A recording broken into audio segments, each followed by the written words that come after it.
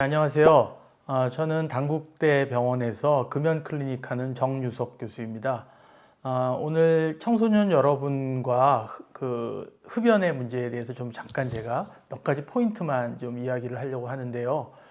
그러니까 담배가 해롭다는 이야기는 여러분들이 엄청 많이 들었고 뭐 선생님들 통해서 들으셨을 거예요. 그렇지만 저는 병원에서 담배 피우는 수많은 어른들, 그 다음에 요즘은 여러분들 같은 친구들도 많이 찾아오는 것 같아요. 엄마 아빠한테 이렇게 붙들려 오기도 하고, 그 다음에 아주 드물지만 자발적으로 찾아오는 그런 고등학생들도 좀 있습니다. 그런데 그런 학생들 상담하면서 제가 느낀 몇 가지 청소년 흡연의 문제나 그 다음에 그 대책, 그런 걸 어떻게 하는 것이 좋을지를 조금 말씀을 드려보려고 합니다.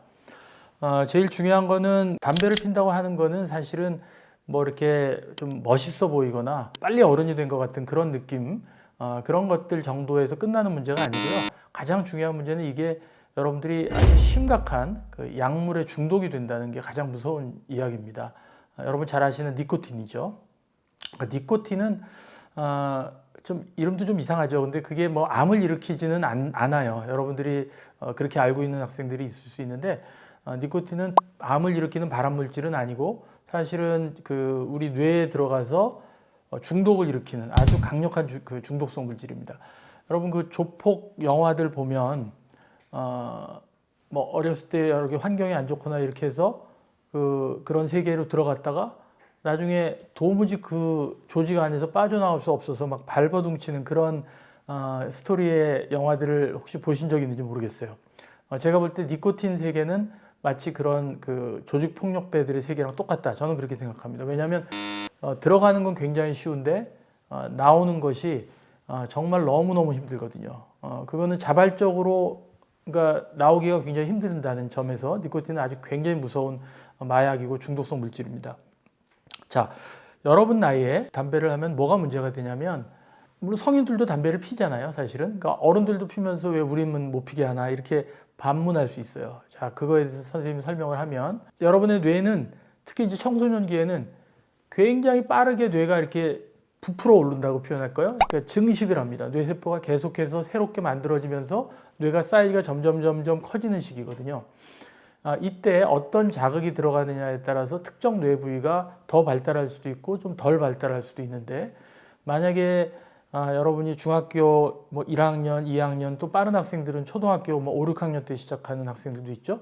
그렇게 담배를 일찍 시작해서 니코틴에 노출되면 뇌에서 그 니코틴을 받아들이는 수용체라는 게 있어요. 그게 굉장히 과다 발달하게 됩니다. 이렇게 되면 성인이 돼서 담배를 피우게 된 사람들은 이미 뇌의 성장이 끝난 상태에서 니코틴을 받아들이는 건데 여러분들처럼 청소년들은 뇌가 빠르게 성장 시기에 니코틴의 수용체가 발달하게 되면 이거는 평생 동안 어떤 문제가 초래되냐면 두 가지인데요. 하나는 끊기가 굉장히 힘들다. 그러니까 성인에서 배운 사람보다도 더 강력한 금단 현상이 일어날 수 있다는 거고요.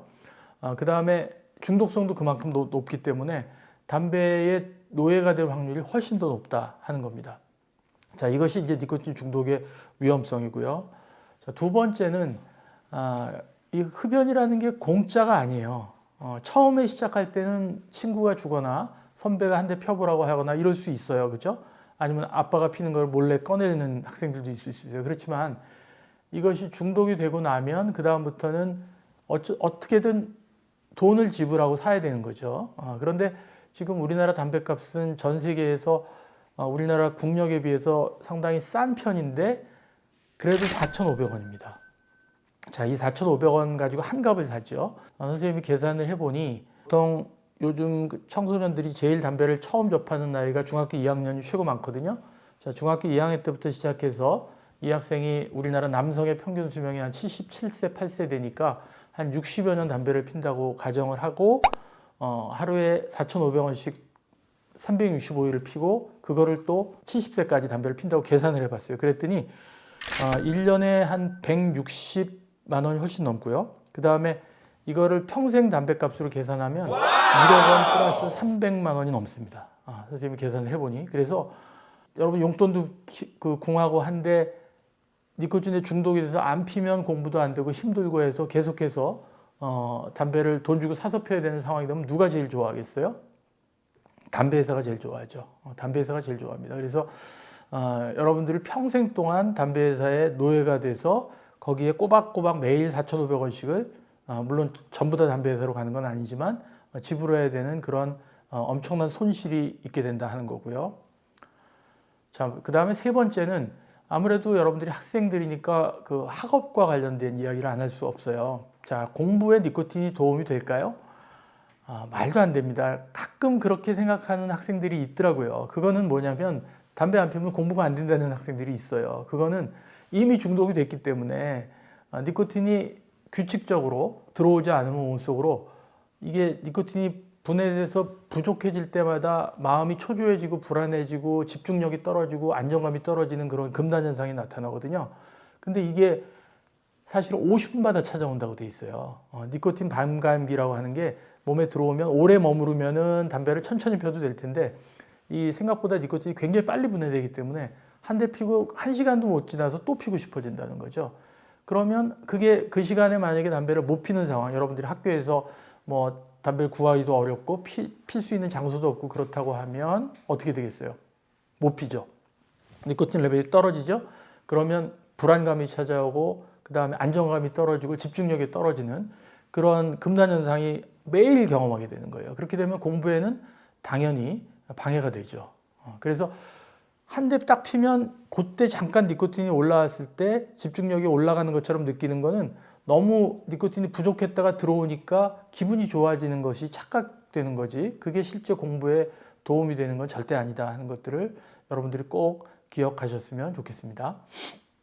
자, 그 다음에 이제 여학생 흡연에 대해서 조금 더 이야기를 하고 싶어요. 담배 피는데 남자 여자를 구분할 이유는 사실은 없어요. 뭐 요즘은 성별, 성적으로나 또는 뭐 차별은 정말 용납하지 않는 사회가 됐기 때문에 남자들이 하는 걸 여자들이 못할 이유는 없습니다. 그렇지만 남자와 여자 간의 결정적인 생리적인 차이는 여성은 특히 이제 여러분 나이의 학생들은 조만간 임신과 출산이라는 과정을 겪게 될 가능성이 굉장히 높죠. 남학생들은 이제 그런 가능성은 없다고 봐야 되겠죠. 자, 그러면 지금 중학생, 고등학생 때 여학생이 담배를 배웠어요. 근데 20대 중반, 후반이 돼서 결혼을 하고 바라던 아기를 갖게 됐어요. 그러면 담배를 당연히 여러분 상식적으로 끊어야 되는 거 아시죠? 계속 만약에 담배를 피면 아이한테 정말 심각한 문제가 생겨요. 아이가 돌연사 죽을 수도 있고요. 그다음에 기형아 발생률도 굉장히 올라가고 아주 그 몸이 작은 저체중아가 태어나기 때문에 아이가 엄마가 흡연하는 것 때문에 아이가 평생 건강을 잃게 되는 그런 일들이 벌어지거든요. 그러면 당연히 담배를 이제 끊고 싶죠. 그런데 이렇게 여러분처럼 일찍 배운 학생들은 끊기가 어떻다고요? 굉장히 어렵습니다. 정말 어렵습니다. 선생님이 그 임산부들 상담을 해보면은요, 너무너무 죄책감을 가지고 피워요.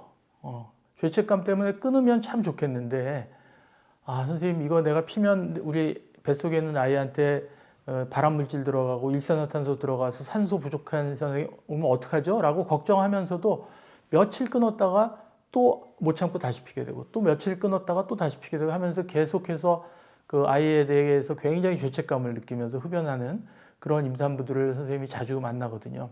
자, 왜 그러냐면 담배는 50분마다 한 번씩 피고 싶어지는데 한 번 임신을 해서 출산에 이르기까지는 최소한 9개월, 10개월이 걸리니까 그 기간 동안 완벽한 금연을 하기가 정말 어려운 거죠. 그래서 다른 것보다도 특히 이제 여학생들의 흡연 문제는 여러분들이 곧 다가올 멀지 않은 미래의 출산과 관련되기 때문에 꼭 좀 삼가해 줬으면 좋겠다 하는 게 아주 간절한 바람입니다.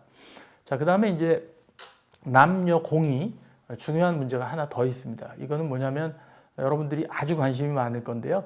신장, 키와 관련된 겁니다. 그러니까 담배를 피면 키가 줄어들어요. 좀 무섭죠? 키가 줄어들 수는 없어요, 사실은. 줄어들어요. 그러니까 여러분들이 유전적으로 예정되어 있는 이제 얼만큼 자랄 거라는 쭉 이제 20대까지 자라면 몇 센치가 될 거라는 키가 있을 거예요. 대개는 엄마 키, 아빠 키 평균 낸 것보다 조금 플러스 마이너스가 되겠죠. 자, 그런데 여러분들이 이렇게 지금 성장기에 흡연을 하면 이 담배 속에 있는 독성 물질들이 어디까지 가냐면 여러분들이 이 다리나 팔에 있는 뼈의 성장판까지도 다 도달해요. 왜냐하면 혈액을 타고 글로 가기 때문에. 자, 이렇게 되면 성장판에 독성 물질이 쌓이니까 세포 분열이 잘 안 일어나고 뼈가 충분히 길어지지 못해서 결국은 그 예정돼 있던 여러분 유전적인 키보다 훨씬 덜 자라게 된다. 구체적으로 얼마나 덜 자라느냐? 성장기 학생들이라고 가정을 하면 그 학생이 1년 동안 흡연을 하면 1년에 한 2cm 정도 키가 덜 자란다고 돼 있어요. 1년에 2cm 별거 아닌 것 같다고요. 여러분 뭐 지금 막 10cm씩 크는 학생도 있을 거예요, 1년에. 자, 그렇지만 만약에 중학교 2학년부터 고등학교 3학년까지 한 5년 흡연을 한다고 가정을 하면 그 학생은 평균 한 10cm가 키가 덜 크게 되는 거고요. 여러분이 평생 165cm로 그 키가 되느냐, 175cm가 되느냐가 담배 때문에 일어날 수 있다는 거 여러분들이 꼭 기억하셨으면 좋겠습니다. 한 가지 더 말씀드리면 이 흡연은 그러니까 니코틴 중독을 충족시키기 위해서 이 그 불에 태우면 독성 물질이 많이 나오는 풀을 내 몸으로 흡입하는 거잖아요. 그러니까 당연히 몸에 해롭겠죠. 뭐 암을 일으키고 심장병을 일으키고 이런 얘기는 더 이상 하지 않겠습니다. 그런데 하나 굉장히 중요한 거는 인생에서 가장 아름답고 또 건강한 나이인 여러분이 이게 담배를 배우기 시작함으로 인해서 몸에서 평생 동안 정말 귀한 썩은 냄새가 나는 거죠.